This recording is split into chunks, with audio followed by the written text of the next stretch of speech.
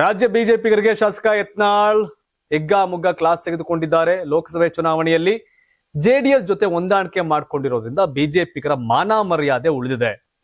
ಪ್ರೀತಮ್ ಗೌಡ, ಹರೀಶ್ ಪೂಂಜಾ, ತಮ್ಮೇಶ್ ಗೌಡ ಇಬ್ರು Vijendra mouth piece ಆಗಿದ್ದಾರೆ.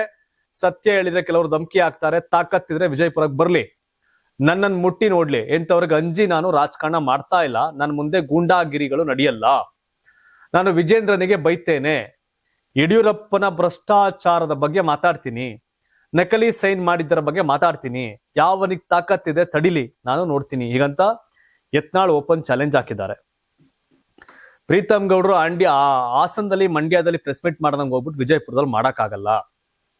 ಹರೀಶ್ ಪೂಂಜಾ ಮೊದ್ಲೇ ಜಾಸ್ತಿ ಮಾತಾಡೋದಿಲ್ಲ, ತಮ್ಮೇಶ್ ಗೌಡ್ರು ಮಾತಾಡೋದಿಲ್ಲ. ಸುಮ್ನೆ ಯಾಕೆ ಅವ್ರನ್ನ ವಿಜಯಪುರ ಕರಿತೀರಿ ಯತ್ನಾಳ್ ಸಾಹೇಬ್ರೆ? ಅಲ್ಲಿ ಅಪ್ಪು ಪಟ್ಟಣ್ ಶೆಟ್ಟಿ ಜಾಗದಲ್ಲಿ ನೀವು ನಿಂತು MLA ಆಗಿರೋದು. ಅಪ್ಪು ಪಟ್ಟಣ್ ಶೆಟ್ಟಿ ಪುಣ್ಯಾತ್ಮ, ಅವ್ರನ್ನ ಬಿಟ್ಟು ನಿಮಗೆ ಕೊಟ್ಟರು ಟಿಕೆಟ್ನ ಅಲ್ವಾ?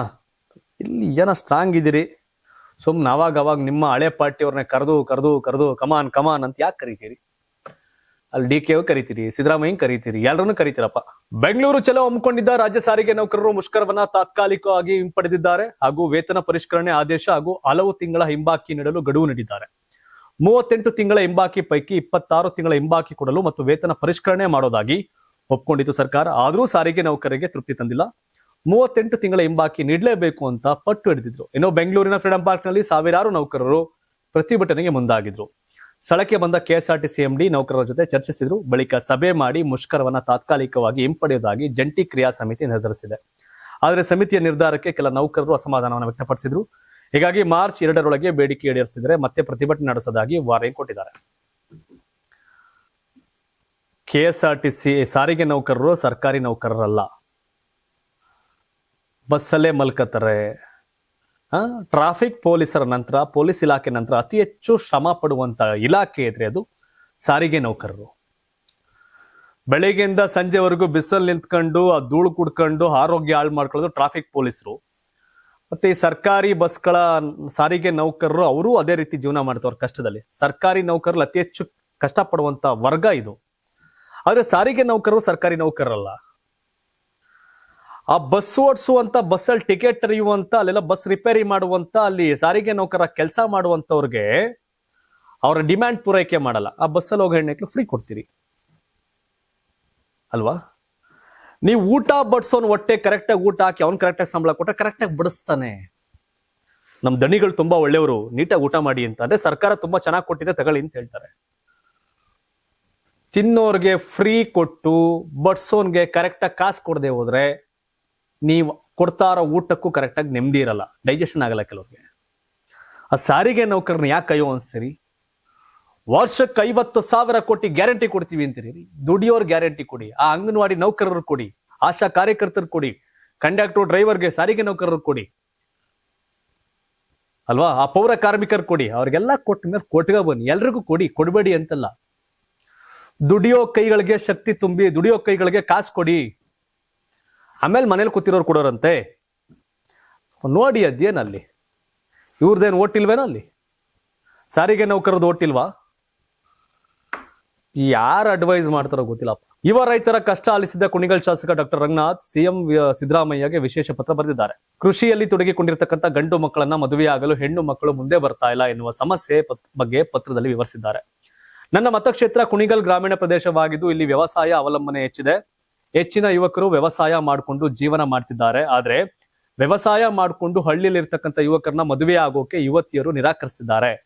ಹೀಗಾಗಿ ವಯಸ್ಸು 30 ದಾಟಿದ್ರು ಅನೇಕ ಯುವಕರಿಗೆ ಮದುವೆ ಆಗ್ತಾ ಇಲ್ಲ. ಯುವ ಸಮುದಾಯ ತೊಂದರೆಗೆ ಸಿಲುಕಿದೆ. ಹೀಗಾಗಿ ವ್ಯವಸಾಯ ಮಾಡ್ಕೊಂಡಿರ್ತಕ್ಕಂಥ ಯುವಕರನ್ನ ಮದುವೆಯಾಗೋ ಯುವತಿಯರಿಗೆ ಮುಂಬರುವ ಅಧಿವೇಶನದಲ್ಲಿ ವಿಶೇಷ ಭತ್ಯೆ ಹಾಗೂ ಸ್ಥಾನಮಾನ ಘೋಷಿಸಬೇಕು ಅಂತ ಪತ್ರದ ಮೂಲಕ ಮನವಿ ಮಾಡಿದ್ದಾರೆ. ಕುಣಿಗಲ್ ಕ್ಷೇತ್ರದ ಶಾಸಕ ಡಾಕ್ಟರ್ ರಂಗನಾಥ್ ಬರೆದಿರ್ತಕ್ಕಂಥ ಪತ್ರ ಸದ್ಯ ಸಾಕಷ್ಟು ವೈರಲ್ ಆಗ್ತಾ ಇದೆ. ನಿಜ, ನಾಟ್ ಓನ್ಲಿ ಕುಣಿಗಲ್, ನಾನು ಪಕ್ಕದವ್ನು ಮದ್ದೂರವನು. ನಮ್ಮ ಮಂಡ್ಯದಲ್ಲೂ ಇದೇ ಕತೆ. ಇಲ್ಲೆಲ್ಲ ಮೊದ್ಲು ಜಾತಿ ಕುಲ ಗೋತ್ರ ನಕ್ಷತ್ರ ಅನ್ನೋರು ಈಗ ಅಲ್ಲೆಲ್ಲ ಉತ್ತರ ಕರ್ನಾಟಕದವ್ರು ಬಂದ್ರು ಅವ್ರನ್ನೂ ಮದುವೆ ಆಗ ಅಂತ ಬಂದ್ಬಿಟ್ಟವ್ರೆ. ರಿಯಾಲಿಟಿ ಇದು. 5 ಎಕರೆ ಜಮೀನ್ ಐತೆ, ಎಕರೆ 50 ಲಕ್ಷ ಅಂದ್ರೆ 2.5 ಕೋಟಿ ಬಾಳ್ತದೆ. ಬೆಂಗಳೂರಲ್ಲಿ 20,000 ಸಂಬಳ ಬರೋನ್ ಬೇಕಾದ್ರೆ ಕೊಡಕ್ ರೆಡಿಯವ್ರೆ, ಊರಲ್ಲಿರೋ ಕೊಡಕ್ ರೆಡಿ ಇಲ್ಲ. ಅಲ್ಲೆಲ್ಲ ಹುಳ ಬೆಳೀತಾರೆ, ಹುಳ ರೇಷ್ಮೆ ಬೆಳಿತಾನೆ, ತಿಂಗಳ 30,000 ಬರ್ತದೆ. ಮನೆ ಬಾಡಿಗೆ ಕಟ್ಟಂಗಿಲ್ಲ, ಆರಾಮಾಗವನೆ, ಆದ್ರೆ ಅವ್ನಿಗೆ ಹೆಣ್ಣು ಕೊಡಲ್ಲ. ತಿಂಗಳು 3,000 ಉಳಿಯಲ್ಲ, ಆದ್ರೂ ಬೆಂಗಳೂರನೇ ಬೇಕು. ಆಗ ನಮ್ಮ ಮೈಕ್ಳು ಬೆಂಗಳೂರು ಹತ್ಕ ಇಲ್ಲಿ ಬರ್ತವೆ, ಕಾರ್ ಓಡಿಸ್ಕೊಂಡು ಬಿಗ್ ಬಜಾರಲ್ಲೋ ಅಲ್ಲೋ ಎಲ್ಲ ಕೆಲಸ ಮಾಡ್ಕೊಂಡು. ಸರ್ಕಾರ ಭತ್ಯೆ ಕೊಡೋದಲ್ಲ, ಊರೂರ್ಗೆ ಹೋಗ್ಬಿಟ್ಟು ಅವೇರ್ನೆಸ್ ಕ್ರಿಯೇಟ್ ಮಾಡಬೇಕು. ಯೋಗ್ಯನ್ ಹೆಣ್ ಕೊಡೋಣ, ಹಿಂಗೇನೋ ಮಾಡೋಣ ಅಂತೇನೋ ಆ ಥರ ಏನೋ ಮಾಡಬೇಕು. ಗುಡ್, ಇದೇನೋ ಸರ್ಕಾರದ ಮೇಲೆ ಆಗ್ತಾ ಇದೀರಿ. ಸರ್ಕಾರದ ಮನಸ್ಸು ಎಲ್ಲದಕ್ಕೂ ಸರ್ಕಾರ ಏನೋ ಮಾಡೋಕ್ಕಾಗಲ್ಲ, ಬಟ್ ಇನಿಷಿಯೇಟಿವ್ ತಗೊಂಡಿದ್ದೀರಿ. ಹಳ್ಳಿಗಳಲ್ಲಿ ಅವೇರ್ನೆಸ್ ಕ್ರಿಯೇಟ್ ಮಾಡಿ, ಆ ಕೆಲಸ ಆಗ್ಬೇಕು ಡೆಫಿನೆಟ್ಲಿ. ಬಟ್ ಇದೊಂದು ಭಾಗ. ಥ್ಯಾಂಕ್ಸ್ ಹೇಳ್ಬೇಕು ಕುಣಿಗಲ್ ರಂಗನಾಥ್ ಅವ್ರಿಗೆ. ದೆಹಲಿಯ ಭಾರತ ಮಂಟಪದಲ್ಲಿ ನಡೆದಿರ್ತಕ್ಕಂಥ AI ಶೃಂಗಸಭೆಯಲ್ಲಿ ಪ್ರಧಾನಿ ನರೇಂದ್ರ ಮೋದಿ AI ಮಂತ್ರ ಪಠಣೆ ಮಾಡಿದ್ದಾರೆ. AI ಅಂದ್ರೆ ಕೆಲವರಿಗೆ ಭಯ, ಆದ್ರೆ ನಾನು ಗರ್ವದಿಂದ ಹೇಳ್ತೇನೆ, ನಮಗೆ AI ಅಂದ್ರೆ ಭಯ ಇಲ್ಲ, ಭಾಗ್ಯ ಕಾಣುತ್ತೆ, ಭಾರತದ ಭವಿಷ್ಯ ಕಾಣುತ್ತೆ ಅಂತ ಮೋದಿ ಮಾತನಾಡಿದ್ದಾರೆ. ಕೃತಕ ಬುದ್ಧಿಮತ್ತೆ ತಂತ್ರಜ್ಞಾನವನ್ನ ಮಾನವ ಕಲ್ಯಾಣಕ್ಕಾಗಿ ಉಪಯೋಗಿಸುವುದೇ ಭಾರತದ ಗುರಿ. ಕೆಲವರು AI ಮುಂದಿಟ್ಟುಕೊಂಡು ಜಗತ್ತನ್ನೇ ಆಳುವ ಮನಸ್ಥಿತಿಯಲ್ಲಿದ್ದಾರೆ, ಆದ್ರೆ ಭಾರತ ಅದನ್ನ ಭವಿಷ್ಯ ಅಂತ ಪರಿಗಣಿಸುತ್ತಿದೆ. ಕೃತಕ ಬುದ್ಧಿಮತ್ತೆ ಭವಿಷ್ಯದಲ್ಲಿ ಏನ್ ಮಾಡಬಹುದು ಎಂಬುದಲ್ಲ, ವರ್ತಮಾನದಲ್ಲಿ ನಾವು ಅದನ್ನ ಬಳಸಿಕೊಂಡು ಏನ್ ಮಾಡ್ತೇವೆ ಎಂಬುದು ನಿಜವಾದ ಪ್ರಶ್ನೆ. ಅತ್ಯಂತ ಶಕ್ತಿಶಾಲಿ ಉದಾಹರಣೆ ಎಂದರೆ ಪರಮಾಣು ಶಕ್ತಿ, ಅದರ ವಿನಾಶ ಮತ್ತು ಅದರ ಸಕಾರಾತ್ಮಕ ಕೊಡುಗೆಯನ್ನ ನಾವು ನೋಡಿದ್ದೇವೆ. AI ಕೂಡ ಒಂದು ಪರಿವರ್ತಕ ಶಕ್ತಿಯಾಗಿದೆ. ಜಗತ್ತಿಗೆ ಸಾಮಾನ್ಯ ಒಳಿತಿಗಾಗಿ AI ಅಭಿವೃದ್ಧಿಪಡಿಸಲು ನಾವು ಪ್ರತಿಜ್ಞೆ ಮಾಡೋಣ. ಜಾಗತಿಕ ಮಾನದಂಡಗಳನ್ನು ರಚಿಸುವುದು ಇಂದಿನ ತುರ್ತು ಅಗತ್ಯವಾಗಿದೆ ಅಂತ ನರೇಂದ್ರ ಮೋದಿ ಹೇಳಿದ್ರು. ಪೂರಕ ಮತ್ತೆ ಮಾರಕ ಅಂತ ಇರ್ತವೆ. ಪೂರಕ ನಾವು ಅದನ್ನ ಒಳಿತಿಗಾಗಿ ಬಳಸ್ಕೊಂಡ್ರೆ ಲಾಸ್ ಇಲ್ಲ, ಅವಶ್ಯಕತೆ ಇದೆ. Karnataka TV leader awards 2025 best MLA nomination ಹಳೆ ಮೈಸೂರು ವಿಭಾಗ ಡಾಕ್ಟರ್ ರಂಗನಾಥ್ ಕುಣಿಗಲ್ ಕ್ಷೇತ್ರ, ಸುರೇಶ್ ಗೌಡ ತುಮಕೂರು ಗ್ರಾಮಾಂತರ ಕ್ಷೇತ್ರ, CN ಬಾಲಕೃಷ್ಣ ಶ್ರವಣಬೆಳಗೊಳ ಕ್ಷೇತ್ರ, ಗಣಿಗ ರವಿಕುಮಾರ್ ಮಂಡ್ಯ ಕ್ಷೇತ್ರ, ದರ್ಶನ್ ಪುಟ್ಟಣಯ್ಯ ಮೇಲುಕೋಟೆ ಕ್ಷೇತ್ರ, ಡಿ ರವಿಶಂಕರ್ KR ನಗರ ಕ್ಷೇತ್ರ, KH ಪುಟ್ಟಸ್ವಾಮಿ ಗೌಡ ಗೌರಿಬಿದನೂರು ಕ್ಷೇತ್ರ, ಸಿಮೆಂಟ್ ಮಂಜುನಾಥ್ ಸಕಲೇಶ್ಪುರ ಕ್ಷೇತ್ರ, ಮಂತರ್ ಗೌಡ ಮಡಿಕೇರಿ ಕ್ಷೇತ್ರ, GD ಹರೀಶ್ ಗೌಡ ಹುಣಸೂರು ಕ್ಷೇತ್ರ, ಸಮೃದ್ಧಿ ಮಂಜುನಾಥ್ ಮುಳಬಾಗಿಲು ಕ್ಷೇತ್ರ, ಪ್ರದೀಪ್ ಈಶ್ವರ್ ಚಿಕ್ಕಬಳ್ಳಾಪುರ ಕ್ಷೇತ್ರ. ಕರ್ನಾಟಕ ಟಿವಿ ವಾಟ್ಸ್ಆಪ್ ಚಾನೆಲ್ ಮೂಲಕ ವೋಟ್ ಮಾಡಿ ಹಾಗೂ ಇವರಲ್ಲಿ ಬೆಸ್ಟ್ MLA ಯಾರು ಕಮೆಂಟ್ ಮಾಡಿ. ನೀವು ಸಣ್ಣ ಆಗ್ಬೇಕಲ್ವಾ, ಅದು ಒಂದು ಉತ್ತಮ ಆಹಾರದಿಂದ ಸಣ್ಣ ಆಗ್ಬೇಕಲ್ವಾ. ಪ್ರತಿದಿನ ನಮ್ಮ ಜೀನಿ ಸ್ಲಿಮ್ ನ ಯೂಸ್ ಮಾಡಿ ಯಾವುದೇ ಸೈಡ್ ಎಫೆಕ್ಟ್ ಇಲ್ದಂಗೆ ನೀವು ಸಣ್ಣ ಆಗ್ತೀರಾ.